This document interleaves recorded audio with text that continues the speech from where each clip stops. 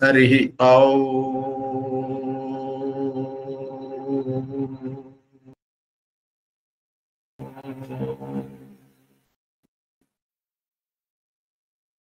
गुरुर्ब्रह्मा गुरुर्विष्णुः गुरुर्देवो महेश्वरः गुरुः साक्षात् परब्रह्म तस्मै श्री गुरवे नमः। नमस्कारं मास्टर्स। ज्ञानानन्दमयं देवं निर्मलस्फटिकाकृतिम् आधारं सर्वविद्यानां हयग्रीवमुपास्महे। हयग्रीव हयग्रीव हयग्रीवेति यो वदेत् तस्य निस्सरदेवानि जन्नुकन्या प्रवाहवतु। ओम शांति शांति शांति। ओम पार्थाय प्रतिबोधितां भगवतां नारायणेन स्वयं व्यासेन ग्रहीतां पुराणमुनिनां मध्ये महाभारतम् अद्वैतामृतवर्षिणीं भगवतीम् अष्टादशाध्यायिनीं अम्बत्वामनुसन्दधामि भगवद्गीते भगवद्वेषिणीम्। అందరికీ నమస్కారం। 15-16 అధ్యాయములు చెప్పిన తర్వాత కొంత విరామం ఇచ్చాను నేను, కానీ ఎవరైతే శ్రద్ధగా అటెండ్ అవుతున్నారో వాళ్ళు కంటిన్యూ చేయండి మాస్టర్ అని చెప్తున్నారు క్లాస్. దానికి 16 అధ్యాయం చేస్తూ 17 మధ్యలో దిగాను, బై మిస్టేక్. సరే 16 కంప్లీట్ చేశాను. ఇవాళ 17వ అధ్యాయం శ్రద్ధాత్రయ విభాగ యోగం. కొంతమంది కొత్త సభ్యులు కనిపిస్తున్నారు, మొదటిసారి జాయిన్ అయిన వాళ్ళు ఉన్నారు. అందువల్ల కొంత మళ్ళీ ఒకసారి భగవద్గీత చిన్న ఇంట్రొడక్షన్ ఇచ్చి ఆ తర్వాత నేను క్లాసులో పెడతాను. Bhagavad Gita personality development text book. వ్యక్తిత్వ వికాసానికి భగవద్గీతను మించిన గ్రంథం లేదు. ఇది ప్రపంచవ్యాప్తంగా అందరూ అంగీకరించిన విషయం. దీంట్లో సెక్యులరిజం పేరుతో మనం పాడైపోతున్నాం, కానీ ప్రపంచ దేశాలన్నీ కూడా భగవద్గీతని ఒక పుస్తకంగా పాఠ్యాంశంగా చేర్చుకుంది. ఏమిటి భగవద్గీత నేర్చుకుంటే ఏమిటవుతుందంటే, భగవద్గీత కనుక మనం సిన్సియర్గా నేర్చుకుంటే మన గీత మారుతుంది ఖచ్చితంగా. ఎందుకంటే ఎలా ఉండాలో నేర్పించేది భగవద్గీత, ఎలా ఉండకూడదో కూడా నేర్పించేది భగవద్గీత. పోయిన అధ్యాయంలో మనం దైవాసుర సంపద విభాగ యోగంలో దైవీ సంపద అంటే ఏమిటి, ఆశ్రయ సంపద ఏమిటి అని తెలుసుకుందాం. ముందు 15వ అధ్యాయంలో పురుషోత్తముని ప్రాప్తి ఎలా చేసుకోవాలి, పురుషోత్తముని మనం ఎలా పొందాలో తెలుసుకుందాం. ఇవన్నీ కూడా సాధనకు చాలా ముఖ్యమైనటువంటి విషయాలు. ప్రతి వ్యక్తి కూడా ఆధ్యాత్మిక సాధనలోకి రావాల్సిందే. ఆధ్యాత్మిక సాధన అనేది అల్టిమేట్. కానీ అల్టిమేట్ ఇది మొదట్లో పెట్టుకున్నాం అనుకోండి, అంటే ఓపిక ఉన్నప్పుడే. సంవత్సరం మొత్తం టైం ఉంది, ఇంకా చివరి వరకు ఏం చదవక్కర్లేదు, ఎగ్జామ్ ముందు చదువుదాం అనుకునే పిల్లవాడికి, క్లాసులు ప్రారంభమైన మొదటి రోజు నుంచి బాగా చదువుతున్న పిల్లవాడికి చాలా తేడా. నుంచి చదువుకున్న పిల్లవాడికి చివరిలో ప్రత్యేకమైనటువంటి టెన్షన్ ఉంది. అయితే చాలా రోజులు ఉంది కదా, మళ్ళీ చూద్దాం అనుకునే వాడికి చివరిలో చాలా టెన్షన్ వస్తుంది. టెన్షనే కాదు, చాలా ఇబ్బంది పడతారు. జీవితం కూడా అంతే. ఇటువంటి పాఠ్యాంశాలని అంటే టెక్స్ట్ బుక్స్ని మనం 1వ తరగతి నుంచి చదవాలి. ఇది వేరే పుస్తకం కాదు, ఇది ఆధ్యాత్మిక గ్రంథం, మత గ్రంథం కాదు. చాలా మంది కన్ఫ్యూజ్ అవుతారు, ఇది ఒక మతానికి సంబంధించినది, హిందూ మతానికి సంబంధించినది ఒక అపప్రథం కాదు. మనిషికి సంబంధించినటువంటి పుస్తకం. ఎక్కడైనా తీసుకోండి, ఏ చాప్టర్ అయినా తీసుకోండి, దాంట్లో ప్రతి దాంట్లోనూ భగవతాం నారాయణేన స్వయం, శ్రీమన్నారాయణుడే శ్రీకృష్ణుడుగా దిగి వచ్చి అర్జునుడు వంక పెట్టుకొని, అర్జునుడు మన ప్రతినిధి. సంసార సాగరంలో పడి కొట్టుకుంటున్న మనకు ఓ రిప్రజెంటేటివ్ కావాలి కదా. మనం అందరం వెళ్ళి కురుక్షేత్ర సంగ్రామంలో పాల్గొనలేం కదా, ఏమో ఉన్నామేమో, అది కూడా పాజిటివ్. 18 అక్షోహిణుల సైన్యంలో మనం ఉండి ఉంటాం. తర్వాత మళ్ళీ పుట్టి తెచ్చి మళ్ళీ పుట్టుంది. అటువంటి ఒక స్థితి మనకి నేర్చుకోవడానికి కావాల్సినటువంటి ఒక అవకాశం ఎప్పుడు వస్తే అప్పుడు. మన వేద ఉపనిషద్ వాంగ్మయం అంతా కూడా అథ అనే మాటతో ప్రారంభమవుతుంది. అథాతో బ్రహ్మ జిజ్ఞాస, అథః అతః బ్రహ్మ జిజ్ఞాస. అథ అంటే ఎప్పుడంటే పెద్దలు ఏం చెప్పారంటే, నీకు మాట ఎప్పుడు వచ్చిందో, ఎప్పుడు వినపడిందో, ఎప్పుడు నీ సంకల్పం జరిగిందో అదే బిగినింగ్ అని చెప్పారు. నేను చాలా పెద్దవాడిని అయిపోయినానండి, ముసలివాడిని అయిపోయినాను, ఇప్పుడు ఏంటండి అని అనుకోకూడదు. ఇప్పటి నుండి మనకి ఆదేశము లేదా సందేశము ఎప్పటి నుంచి దొరుకుతుందో అప్పటి నుండి మనలో మార్పు రావాలి. ముసలైపోయిన తర్వాత మార్పు వస్తే ఉపయోగం లేదు. కాబట్టి మనం మొదటి నుంచి కూడా దీని మీద శ్రద్ధ పట్టాలి. చిన్న వయస్సు నుంచి ఎవరైతే నేర్చుకుంటారో వాళ్ళకి అద్భుతమైనటువంటి ఆధ్యాత్మిక సాధన జరుగుతుంది. పెద్ద ఇంద్రా చూద్దాంలే, పెద్ద ఇంద్రా చూద్దాంలే అనే వాళ్ళకి ఏం జరగదు. కాబట్టి భగవద్గీత ఏం చెప్తుందంటే, వ్యక్తిత్వ వికాసానికి కావలసినటువంటి అన్ని వనరులు భగవద్గీతలో. మనం ఫారిన్ ఆథర్స్ రాసిన పుస్తకాలు చదువుతాం, పర్సనాలిటీ డెవలప్మెంట్ వస్తుంది. శ్రీకృష్ణుడు చెప్పినటువంటి విషయాలు, ఇంకా శ్రీకృష్ణ ఉవాచ అని ఎక్కడ ఉండదు, భగవాన్ ఉవాచ అని. సాక్షాత్తు భగవంతుడే దిగి వచ్చి, నారాయణుడి దిగి వచ్చి నరుడికి అంటే అర్జునుడికి చెప్పినటువంటి ఉపదేశమే భగవద్గీత. దీంట్లో నేను మొదట్లో చెప్పినట్టుగా మళ్ళీ వాళ్ళ కొత్త వాళ్ళు ఉన్నారు కాబట్టి మనకు కొంచెం చెప్తాను. 18 అధ్యాయాలు. మన చదువు కూడా 18 సంవత్సరాలు. అంటే యూకేజీ ఎల్కేజీ అవన్నీ తీసేది. నా చిన్నప్పుడు నేను చెప్పేస్తాను. 10వ తరగతి వరకు 10 సంవత్సరాలు, 2 సంవత్సరాలు ఇంటర్మీడియట్, 3 సంవత్సరాలు డిగ్రీ 15. ఇంకా మనం పీజీ కనుక చేస్తే ఇంకో 2 17. ఎక్కడైనా డెంకి కొడితే 18. 18తో మనం పోస్ట్ గ్రాడ్యుయేషన్ అయిపోయింది. ఇందులో కూడా మొదటి అధ్యాయము అర్జున విషాదం. 1వ క్లాసులో చేరిన పిల్లవాడు స్కూల్కి వెళ్ళడానికి ఏడుస్తాడు. అసలు అర్థం కాదు, స్కూల్ ఏమిటి, నేను చదువుకోవటం ఏమిటి, హాయిగా ఆడుకుంటున్నాను అని ఆడుకోనికుండా నన్ను బలవంతంగా స్కూల్కి ఏం చేస్తున్నారని చాలా దుఃఖపడతాడు. అది మొదటి అధ్యాయం, అర్జునుడు విషాదం. అర్జునుడు అర్థం కాల మొదట్లో, ఏమిటి అందరినీ చంపమంటాడు, ఏమిటి చంపుకొని ఎవరి మీద రాజ్యం చేయాలి, నకాంక్ష విజయం కృష్ణ నచ రాజ్యం సుఖానిచ కిన్నో రాజ్యైన గోవింద కింభోగైన జీవితైన. ఎవరి మీద రాజ్యం చేయమంటావు, అందరూ చచ్చిపోతే శవాల మీద రాజ్యం చేసేదని నాకు వద్దు. ఆల్రెడీ 13 ఏళ్ళు మాకు అనుభవం వచ్చింది, అరణ్యవాసం అజ్ఞాతవాసం చేసాం, మళ్ళీ వెళ్తాం ఏ ఋష్యాశ్రమంలోనూ తింటూ బతుకుతాం. అది ఒక తాత్కాలికమైనటువంటి వైరాగ్యం లాంటిది. ప్రసూతి వైరాగ్యం అంటాం మనం, శ్మశాన వైరాగ్యం అలాంటి. భగవద్గీతలో మొత్తం మీరు కనుక జాగ్రత్తగా చూస్తే కేవలం 2 విషయాలు మనకు చాలా ముఖ్యంగా చెప్తారు. మొదటి విషయం, నీ కర్తవ్యాన్ని నువ్వు చెయ్యి, నీకు ఇవ్వబడిన పనిని చక్కగా చేసుకుంటూ వెళ్ళు. ఎప్పుడైతే పనులు బాగా చేయటం వస్తుందో ఆటోమేటిక్గా దాని ఎడల అంటే రిజల్ట్ ఎడల ఫలితాన్ని వదిలేస్తుంది. రిజల్ట్ కనుక ఉంటే, రిజల్ట్ మీద కనుక ఆశ ఉంటే మనకి జరగాల్సినటువంటి పని జరగదు. మొత్తం గీతలో అర్జునుడికి భగవద్గీతలో చెప్పినటువంటి విషయం ఏంటంటే, కర్మణ్యేవాధికారిస్తు మా ఫలేషు కదాచి, కర్మణ్యేవ అధికారస్తు. పని చేయటంలో మాత్రమే నీకు అధికారం ఉంది, కానీ ఫలముల గురించి ఆశించడానికి. ఊహించండి, అసలు ఇది మనం ఈ ఒక్క శ్లోకాన్ని మన జీవితంలో ఆచరణ చేస్తే, నాకు కర్తవ్యం ఉంది, నాకు డ్యూటీ ఉంది, నేను తండ్రిగా ఒక డ్యూటీ ఉంది, మా నాన్నకి నేను కొడుకుని డ్యూటీ ఉంది, భార్యకి భర్తగా డ్యూటీ ఉంది, ఒక పౌరుడిగా నాకు డ్యూటీ ఉంది. సో నాకు ఇవ్వబడినటువంటి డ్యూటీని నేను జాగ్రత్తగా చేసుకుంటూ వెళ్తే ఆటోమేటిక్గా నాకు రావాల్సింది భగవంతుడు ఇస్తాడు.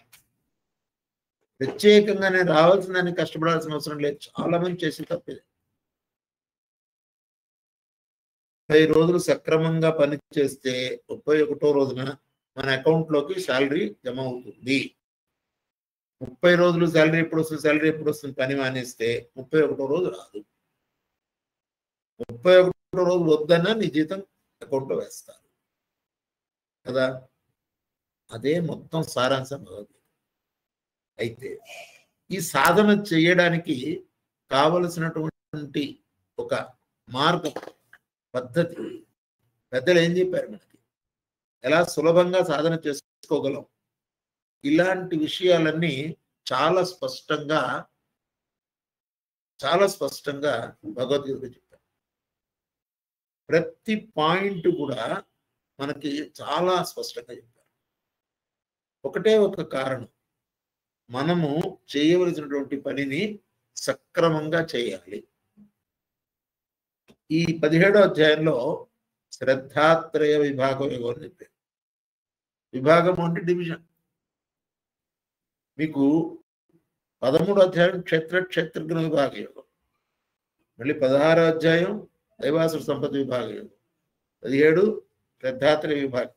అంటే డివిజన్ చేసి దాన్ని విడిగా చేసి అక్కడ కావలసినటువంటి కేటగరైజేషన్ చేసి మనకి స్పష్టంగా అర్థమయ్యేట్టుగా భగవద్గీతలో భగవానుడు చెప్పాడు. భగవంతుని యొక్క గీత ఒక పాట లాంటిది.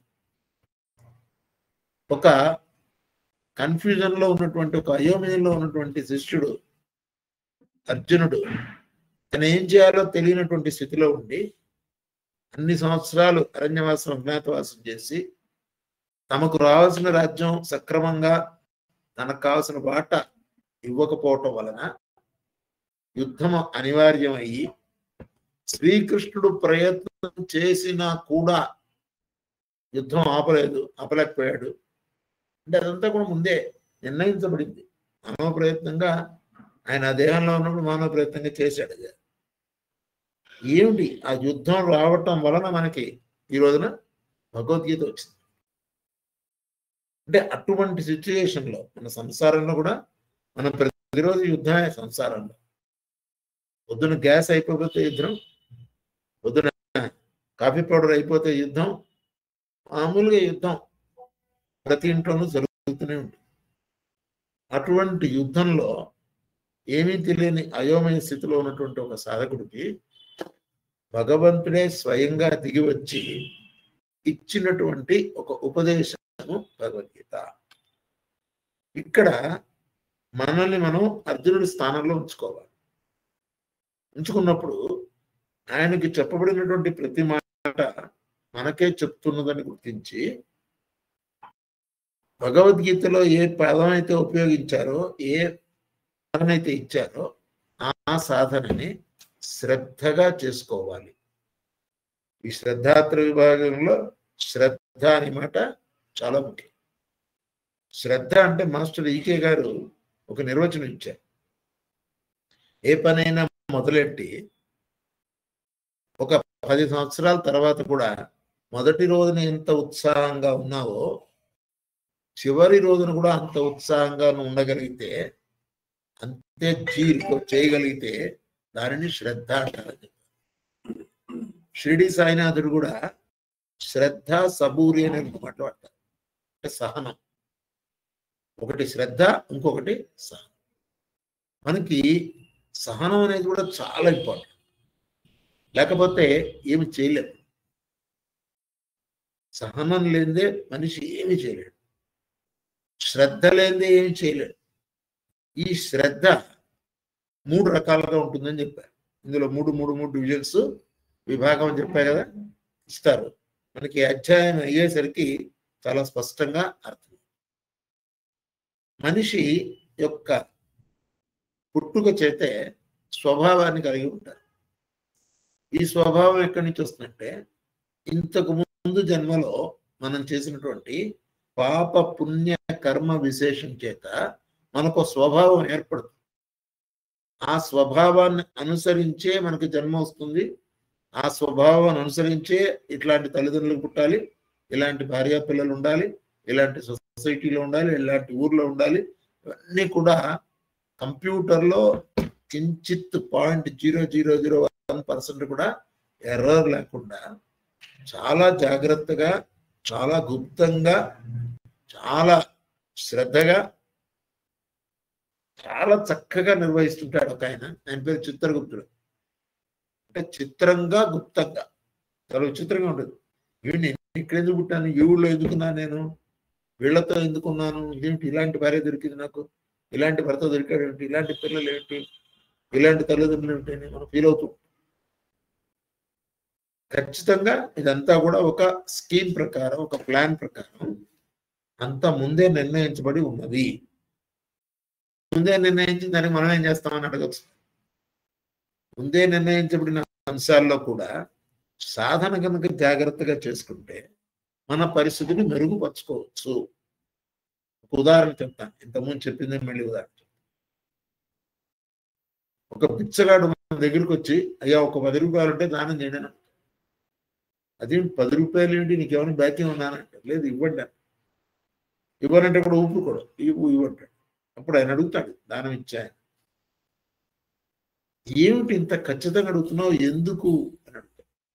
ఏం లేదు స్వామి, నేను ఎన్నడూ ఎవరికి 1 రూపాయి దానం ఇవ్వలేదు, అందుకని ఈ రోజున అడుక్కునే స్థితికి వచ్చాను. ఈ స్థితి మీకు రాకూడదు, అంటే మీరు అడుక్కునే స్థితి రాకూడదని నేను మీకు అవకాశం ఇస్తున్నాను, మీరు ఇవ్వండి. మళ్ళీ మీరు అట్లా ఇస్తారు ముందు కూడా. నేను ఇంతకుముందు ఇవ్వలేదు కాబట్టి ఇప్పుడు ఇవ్వడానికి ఏం లేదు, నెక్స్ట్ టైం కూడా ఇట్లాగే వస్తున్నాను. ఎంత లాజిక్ ఉందో చూడండి మాట. ఈ స్వభావం ఏదైతే ఏర్పడిందో, ఈ స్వభావం ప్రకారమే మన బిహేవియర్ ఆధారపడి. కొంతమంది చూడండి చాలా కోపంగా ఉంటారు, కొంతమంది చాలా దుఃఖపడుతూ ఉంటారు. నా దగ్గరికి 45 ఏళ్ళు ఆవిడ మందు కోసం వచ్చింది, చాలా దుఃఖపడుతుంది. అడిగారు, ఏమిటమ్మా ఎందుకు దుఃఖపడుతున్నావు? అది తెలియక దుఃఖపడుతున్నాను సార్. అంటే ఆవిడ కనీసం తాను ఎందుకు దుఃఖపడుతోందో కూడా తెలియనటువంటి స్థితిలో ఉన్నారు.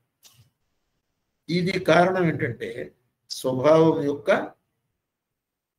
క్యారీ ఓవర్ అంటాం కదా, ఈ జన్మకి వచ్చినట్టు.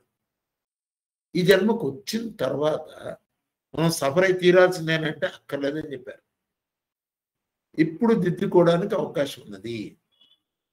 అంటే నెక్స్ట్ జన్మని మనం చాలా బెటర్మెంట్ చేసుకోవచ్చు. ఎవరైనా ఎగ్జామ్లో ఫెయిల్ అయిపోతే ఏడుస్తూ కూర్చోవాలంటే అక్కర్లే, బెటర్మెంట్ అని ఉంటుంది. మార్కులు తక్కువ వచ్చినాయి, బెటర్మెంట్ రాయచ్చు. అలా జన్మ నుంచి జన్మకి మనం బెటర్మెంట్ చేసుకోవడానికి అవకాశం ఉంటూ స్వభావాన్ని కనుక మనం బాగా తీర్చిదిద్దుకుంటే నెక్స్ట్ జన్మలో మన స్వభావం మెరుగుపడుతుంది. అక్కడ కూడా తీర్చిదిద్దుకుంటే ఇంకా మెరుగుపడుతుంది, ఇంకా మెరుగుపడుతుంది. అంటే ఇంకా ఉన్నతమైనటువంటి స్థితికి మనం చేరగలం, అవకాశం ఉంది. ఇది భగవంతుడు ప్రతి వాళ్ళకి ఇచ్చినటువంటి ఒక అవకాశం. కేవలం నేను మాత్రమే బాగుపడతానంటే నేనే కాదు, నా చుట్టూ ఉన్న వాళ్ళందరినీ కూడా నేను సంతోషపరచగలను. నాకు కెపాసిటీ ఉంది, నేను సంతోషపరచగలిగే స్థితిలోనే ఉన్నాను. అయితే ఎప్పుడు సంతోషపరచగలను? నేను సంతోషంగా ఉంటే మాత్రమే సాధ్యం. నేనే దుఃఖపడుతున్నాను అనుకోండి, ముద్దల వాళ్ళకి ఏం సంతోషం కలిగించగలను? సాధ్యంగా. భాగవతంలో ఒక ఎగ్జాంపుల్ ఇస్తారు. ప్రహ్లాదుడు చెప్తాడు, ఒక కొండ చిలువ చేత చుట్టబడుతున్నవాడు ఇంకో కొండ చిలువ చేత పట్టుబడిన వాడిని విడిపించలేడు కదా అంట. ఆల్రెడీ మనం సంసారం బంధంలో చిక్కుపోయినాం. మనం ఇంకోటి బాగు చేయాలంటే అసలు దీని సంగతి ఏమిటో తెలియాలి. సంసారం అంటే ఏమిటి, బంధం అంటే ఏమిటి, కర్తవ్యం అంటే ఏమిటి, మార్గం ఏమిటి, సాధన అంటే ఏమిటి, ఇవన్నీ మనం తెలుసుకుంటే కనుక మనం నెమ్మదిగా ఒక్కొక్క స్థితి దాటుకుంటూ, ఒక్కొక్క స్టెప్పే దాటుకుంటూ సాధనలో పరిపూర్ణత సాధిస్తే కనుక వచ్చే జన్మ చాలా బెటర్గా ఉంటుంది. ఇది కూడా అర్జునుడు అడుగుతాడు ఒక చాప్టర్లో, నువ్వు సాధన చేయి అని చెబుతున్నావు కృష్ణ, నువ్వు చెప్పిన సాధన చూస్తే ఒక జన్మకి సరిపోదు, మరి చచ్చిపోతే మళ్ళీ పుడతామని చెప్పావు, అప్పుడు మళ్ళీ సాధన మొదలు పెట్టాలంటే అక్కర్లేదని చెప్పారు. నువ్వు ఎక్కడ దాకా సాధన చేసే దేహాన్ని వదిలేస్తావో జన్మలో అక్కడి నుంచి మొదలవుతుందని చెప్పారు. ఈ విషయం మనం జీటీవీ కానీ పాడుతా తీయగా ఇట్లాంటివి చూస్తే తెలుస్తుంది. 5 ఏళ్ల పిల్ల 6 ఏళ్ల పిల్లవాడు పాడుతుంటే 20-30 సంవత్సరాలు సాధన చేసినా కూడా పాడలేనటువంటి ఒక స్థితిని వాళ్ళు 6-5 సంవత్సరాల్లో పొందుతున్నారు. కారణం ఏంటంటే క్యారీ ఓవర్. అదేవిధంగా మంచి లేదా చెడు రెండు కూడా మనం చేసేటటువంటి సాధన మీద ఆధారపడుతుంది. ఇంకొక ఎగ్జాంపుల్ నేను జనరల్గా ఎప్పుడు ఇచ్చే ఎగ్జాంపుల్, 3వ తరగతి చదివినటువంటి విద్యార్థి 2 నెలల సెలవుల తర్వాత 4లో వెళ్ళి కూర్చుంటాడు, కానీ మళ్ళీ 3లోనో 2లోనో కూర్చోడు. ఒకవేళ వాడు పొరపాటున కూర్చున్నా హెడ్ మాస్టర్ గారు వచ్చి వరి నన్ను 3 అయిపోయిందిరా, 4వ క్లాస్ అక్కడ ఉంది వెళ్ళేది.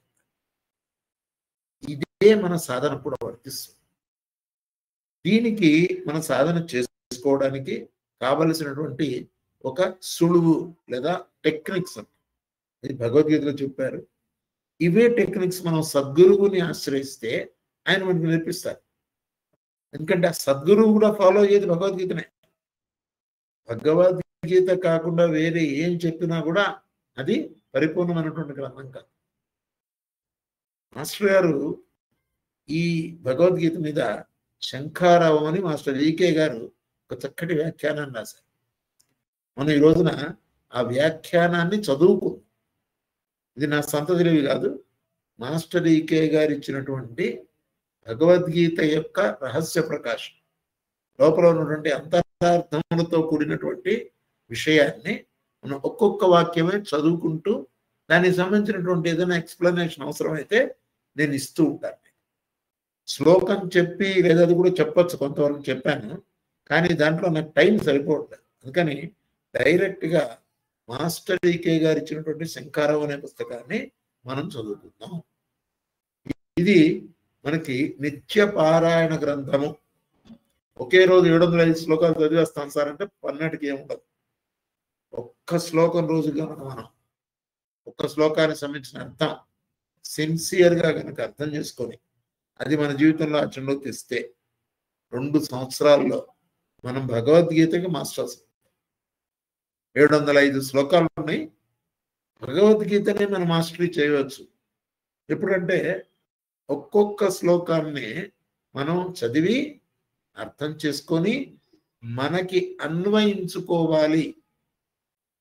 నేను ఈ శ్లోకం నుండి నేర్చుకోవాల్సినది ఏమిటి, ప్రస్తుతము నా స్వభావం ఎలా ఉన్నది, దీన్ని ఎలా మెరుగుపరుచుకొని వచ్చే జన్మలో ఈ దేహం విడిచి ఇంకో దేహం ధరించినప్పుడు దీనికన్నా ఉత్తమమైనటువంటి స్థితిని నేను పొందగలనా. సద్గురువులందరే చెప్తారు. ఇలా ఉన్నాను కాబట్టి ఇలాగే ఉండాలనే రూల్ లేనే లేదు. క్రిస్టియన్లు కూడా చాలా స్పష్టంగా చెప్తారు, ఇలా ఇలా ఉంటుంది నీ జాతకం అని అంటే అర్థం అలాగే ఉండాలని రూల్ లేదు. మన ప్రవర్తనలో కనుక మార్పు తెచ్చుకొని మన బిహేవియర్లో మనం ఇతరుల ఎడల మనం ప్రవర్తిస్తున్నటువంటి తీరును మార్చుకోగలిగితే చాలా చక్కటి మార్పు వస్తుంది. గ్రహాలు శాసిస్తున్నాయి కదా అని ఎవరిని శాసిస్తాయి? ఎవరైతే సామాన్యమైనటువంటి పద్ధతిలో జీవనం కొనసాగిస్తారో, లేదా కష్టపడడానికి ఇష్టపడరో, లేదా సరిదిద్దుకోవడానికి ఇష్టపడరో అలాంటి వాళ్ళ మీద మాత్రమే గ్రహాలు పనిచేస్తాయి. మాస్టర్ సివివి గారు, మాస్టర్ ఈకే గారు కూడా చాలా స్పష్టంగా చెప్పారు. ఎవరో జాతకాన్ని తీసుకెళ్తే మాస్టర్ గారు నీ మీద ఈ జాతకం పనిచేయదయ్యా అని చెప్పారు. కారణం ఏంటంటే మాస్టర్ గారు ప్రార్థన చేసుకుంటున్నావు, నీ మీద ఈ జాతకాలు పనిచేయవు. చాలా అద్భుతం. అంటే అటువంటి సాధన క్రమాన్ని, సాధనా పద్ధతిని మాస్టర్ గారు మనకు చెప్పి ఉన్నారు. ఆధారంగా చెప్పారంటే భగవద్గీతే. దాన్ని మనకు అర్థమయ్యే రీతిలో మాస్టర్ గారు రాశారు. దాంట్లో కొన్ని శ్లోకాలు, కొన్ని కాదు, చాప్టర్ మొత్తం చెప్తాను. కరెక్ట్గా 8 గంటలకు స్టార్ట్ చేద్దాం. 8:40 వరకు చెప్తాను. 8:45 నిమిషాలు క్లాస్ చెప్పుకుందాం. చివరిలో ఏమైనా డౌట్ ఉంటే మీరు హ్యాండ్ రైజ్ చేయండి, మీ డౌట్ కూడా క్లారిఫై చేస్తాను. ఇక్కడ ఒక విషయం స్పష్టంగా తెలుసుకోవాల్సింది ఏంటంటే, ఎవరికి వారు సాధన చేసుకోవాలి, కానీ ఒకళ్ళు చేసిన సాధన ఇంకొకళ్ళకి రాదు. భార్య సాధన చేస్తూ ఉంటే భర్తకి దాని నుంచి ఫలితం రాదు.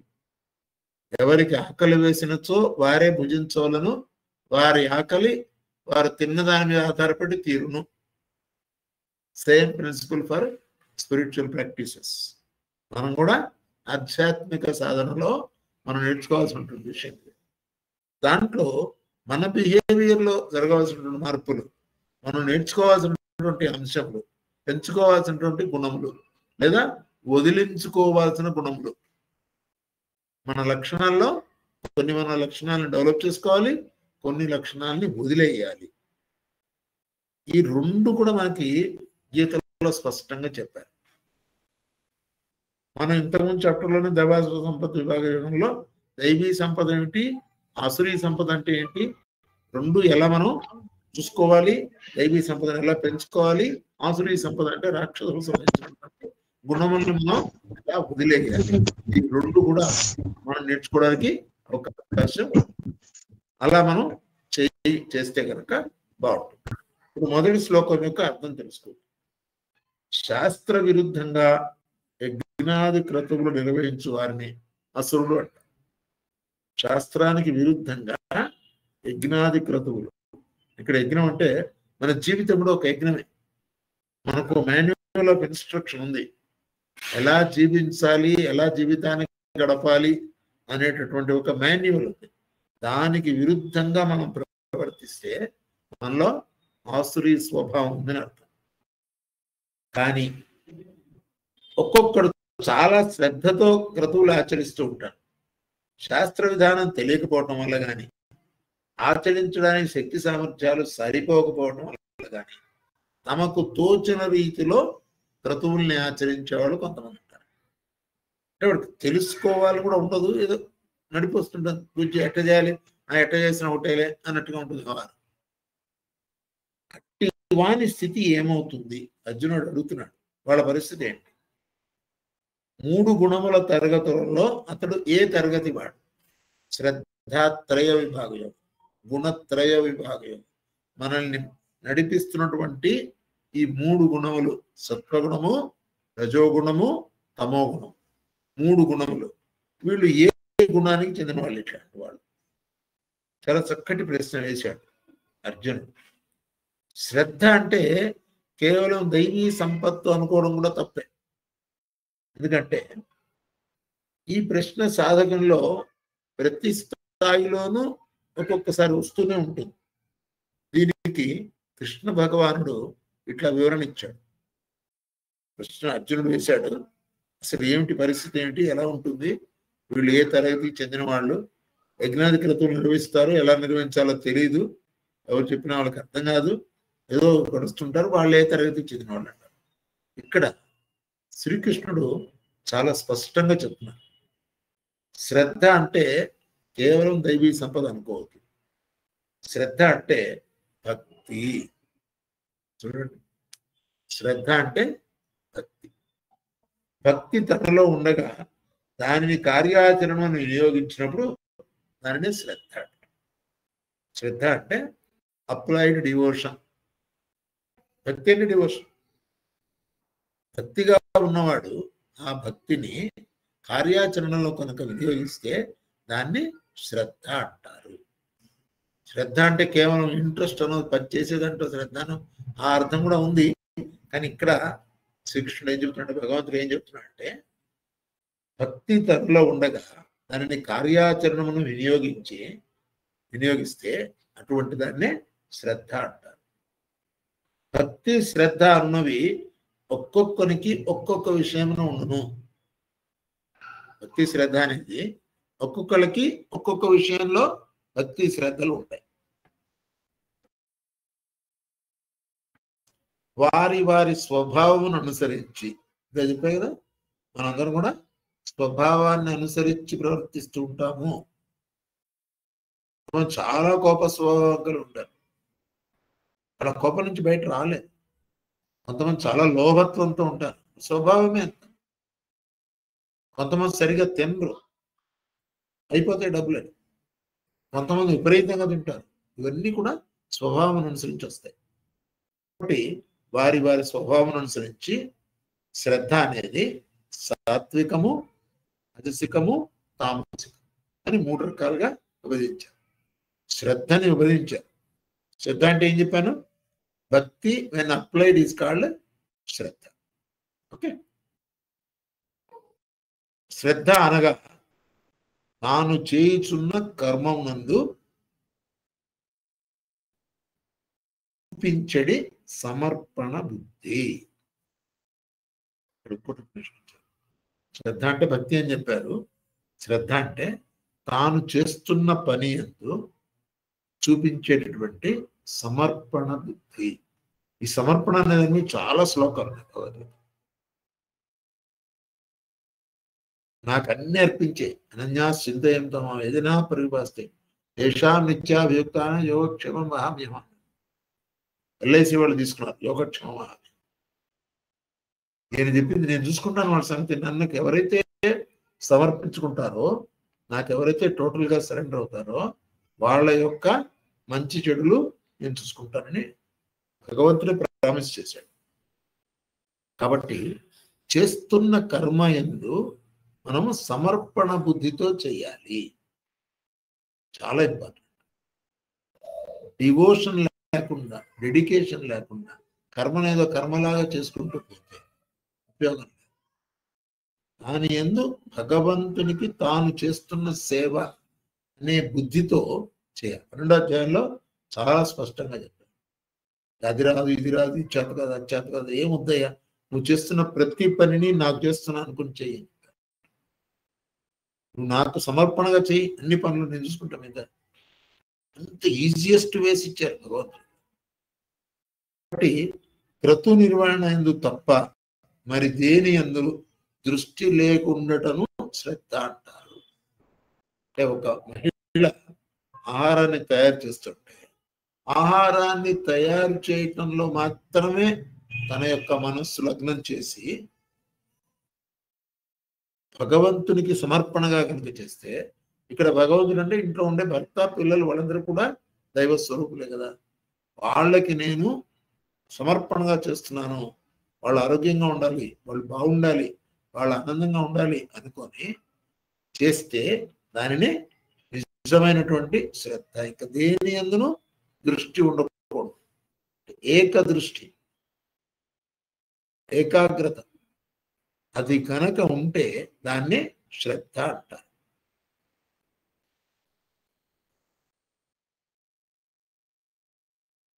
క్రతువు దాన్ని చేయిచుండుట అనే క్రియ, చేయిచున్న తాను ఒక్కటిగా ఉండి క్రతువును ఆచరించు అనేది అచ్చమైనటువంటి శ్రద్ధ.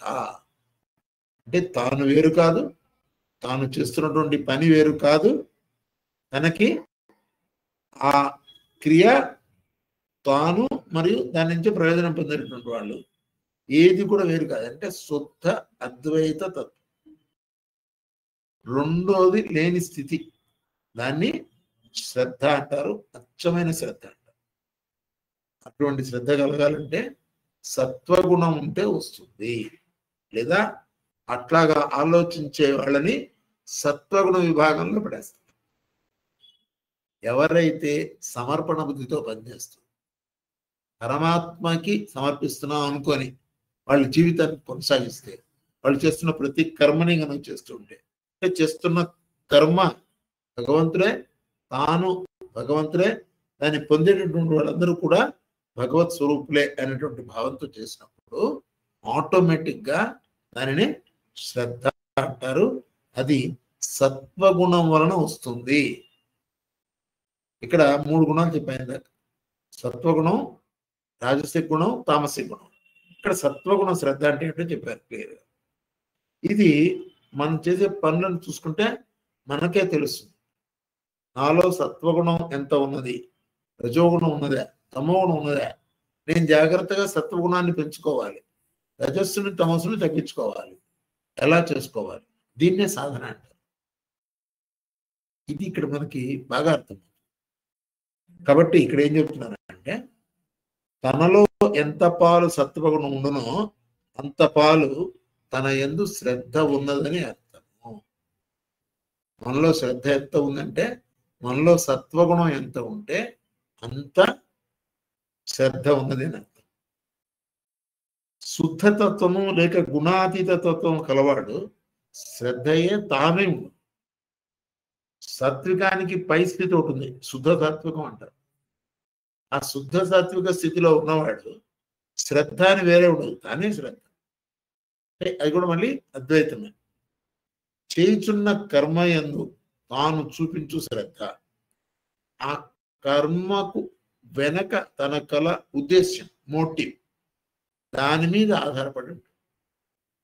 అంటే మనకు ఉండేటటువంటి శ్రద్ధ మనకుండే మోటివ్ మీద ఆధారపడి. ఇందాక చెప్పిన ఎగ్జాంపుల్లో ఒక మహిళ ఆహారాన్ని తయారు చేస్తున్నప్పుడు ఆవిడ సంకల్పం తన యొక్క భర్త, పిల్లలు లేదా ఎవరెవరు ఆహారం తీసుకుంటున్నారో, ఇంట్లో ఒకవేళ పొరపాటు అత్తగారు మామగారు ఉంటే వాళ్ళందరూ కూడా ఆరోగ్యవంతులుగా ఉండాలి అని భావించి శ్రద్ధగా కనుక చేస్తే రుచి ఉండకపోవటం ఉండదు. గుర్తుపెట్టుకోండి, మనం చేసే సరిగ్గా వస్తుందా రాదా అని ఆలోచించాల్సిన అవసరం లేదు మనకి. కారణం ఏంటంటే భగవంతుడికి నివేదనగా చేస్తున్నాం కాబట్టి మన యొక్క మోటివ్ ఏంటి, ఏ పని చేస్తున్నా ఆ పని వెనకాల మనకున్న ఉద్దేశ్యం ఏంటి అనే దాని మీద ఆధారపడి ఉంటుంది. తన యందలి తిరుగుణముల మేళనము అంటే ప్రతి వాళ్ళలోనూ తిరుగుణాలు ఉంటాయి. అయితే మొత్తం 180 డిగ్రీలు త్రిభుజం. త్రిభుజం అంటే 180 డిగ్రీలు తెలుసు కదా మీకు. ఈక్విలేటరల్ ట్రయాంగిల్ అన్ని 60 డిగ్రీలు ఉంటాయి. సమత్రిభుజం అంటే ఈ త్రిగుణముల యొక్క మేళనం. అంటే కొంతమంది సత్వం ఎక్కువ, రజస్ తక్కువ ఉంటుంది. అంటే అది 100 డిగ్రీలు ఉంటే ఇది ఒక 60, 20, అట్లా 180 మొత్తం మీద. కాబట్టి త్రిగుణముల యొక్క మేళనం వలన మనకి మోటివ్ వస్తుంది. ఎక్కువ రాజసిక గుణం ఉందనుకోండి, లేదా రజోగుణం ఎక్కువ ఉందనుకోండి, వాడు ఎప్పుడు కూడా ఒకళ్ళని తందామా కొడదామా అలా ఆలోచిస్తుంటాడు. ఈ మేళనం అనేది, ఈ మిక్స్చర్ ఏదైతే ఉందో కాంబినేషను, అది త్రిగుణముల యొక్క మేళనం వల్లనే మనకు ఉండేటటువంటి మోటివ్ ఆధారపడుతుంది. క్లుప్తంగా చెప్పాలంటే తనకు ఏ అంశముపై శ్రద్ధ ఉండునో అది తానై ఉండును. అర్థమైపోతుందండి. మనం ఏ విషయంలో శ్రద్ధ తెలుస్తున్నామో అది మనమే ఉండాలి. అప్పుడు నేను పూర్తిగా దాని యందు ఉండిపోతాను కాబట్టి చాలా చక్కగా చేస్తాను. కొంతమంది ఒక్కో పని చేస్తుంటే వాళ్ళని పోగొట్టుకుంటారు, అంటే మర్చిపోతారు, అలా దిగిపోతారు. దాన్ని శ్రద్ధ అంటారు. కనుక ఈ శ్రద్ధ 3 గుణముల పరంగా 3 రకాలుగా ఉంటుంది. ఈ 3 రకాల్లో మనం నేర్చుకోవాల్సింది ఏంటంటే, నేను ఎందులో ఉన్నాను, నేను ఏ క్లాసులో ఉన్నాను, ఆ క్లాసులో నేను పెరగాలంటే, నెక్స్ట్ క్లాస్కి వెళ్ళాలంటే నేనేం చేయాలి. ఈ సాధనా క్లాసులు ఏవైతే ఉన్నాయో దీనికి లౌకిక విద్యల్లాగా ఆటోమేటిక్ పాస్ ఉండదు.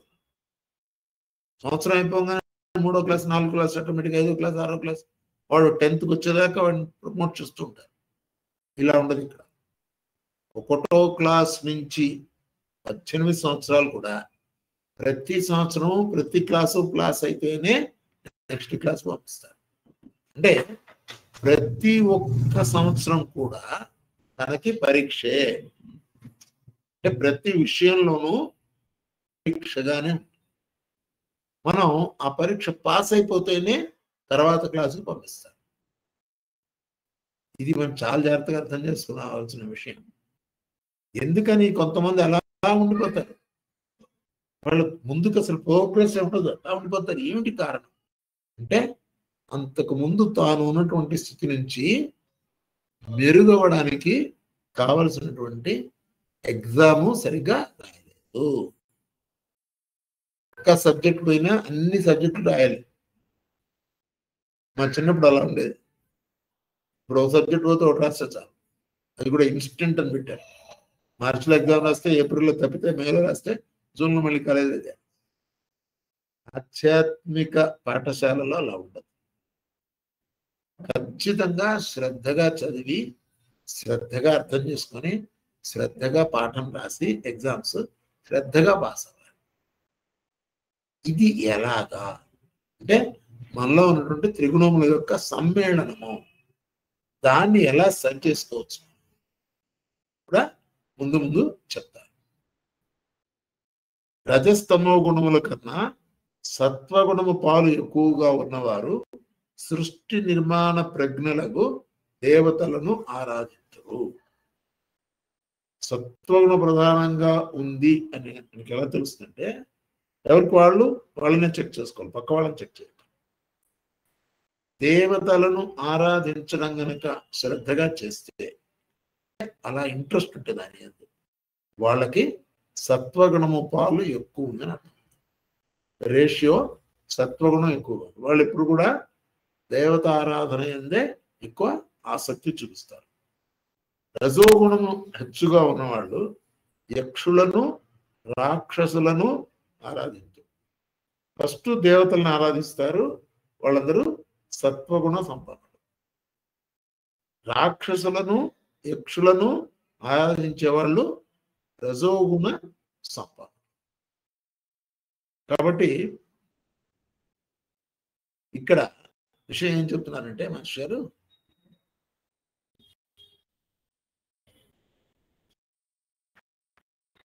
యక్షులు అనగా నమూనా ప్రజ్ఞలు.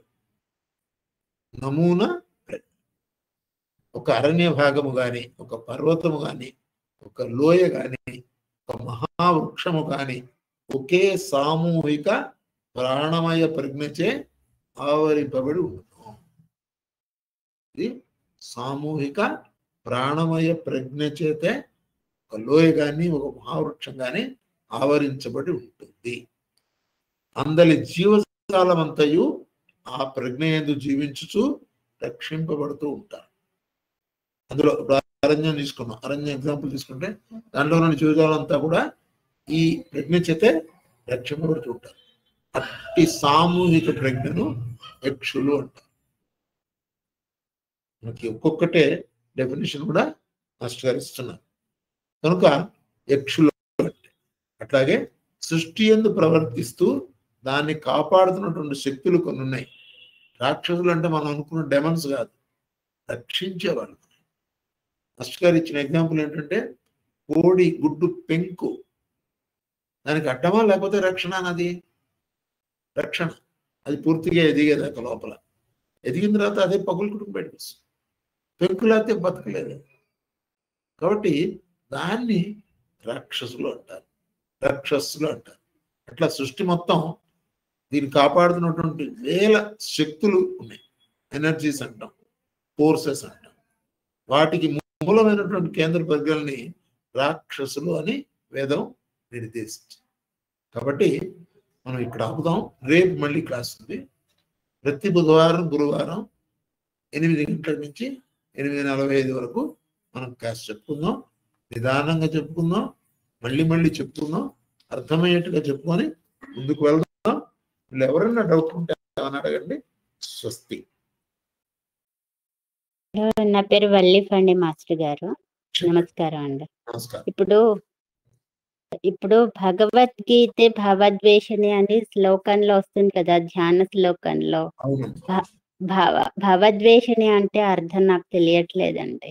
భవము అంటే ప్రాపంచికం ఉన్నటువంటి విషయాల్ని భవము అంటారు.